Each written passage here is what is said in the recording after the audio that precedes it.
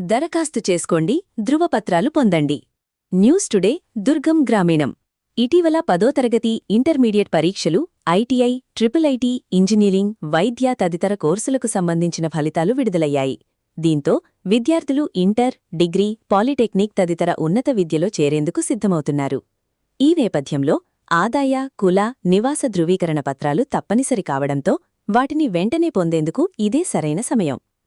June నెలలో కొత్త విద్యా సంవత్సరం ప్రారంభం కానుండటంతో వేల సంఖ్యలో ఉన్న విద్యార్థులకు ఒకేసారి ధృవపత్రాలు జారీ చేయడం అధికారులకు కష్టతరంగా మారుతోంది.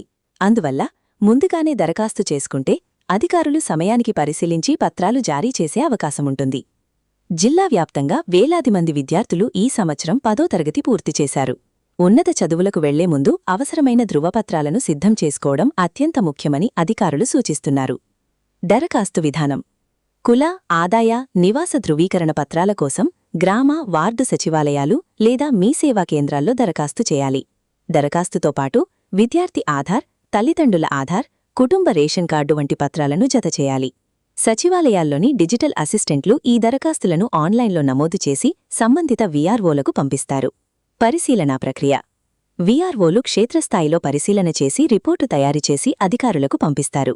ఆపై తహసీల్దారు అన్ని పత్రాలను పరిశీలించి సక్రమంగా ఉంటే డిజిటల్ సంతకంతో ధృవపత్రాలు జారీ చేస్తారు. సంబంధిత విద్యార్థి మొబైల్కు సందేశం వచ్చాక దరఖాస్తు చేసిన కేంద్రానికి వెళ్లి పత్రాలను పొందవచ్చు. ముఖ్య సూచన: ముందుగానే దరఖాస్తు చేసుకుంటే ధృవపత్రాలు త్వరగా జారీ అవుతాయని అధికారులు తెలిపారు. ఎక్కడా ఆలస్యం కాకుండా చర్యలు తీసుకున్నామని, విద్యార్థులు ఎలాంటి ఇబ్బందులు పడకుండా చూసుకుంటామని ఆర్టీఓ వసంతబాబు పేర్కొన్నారు.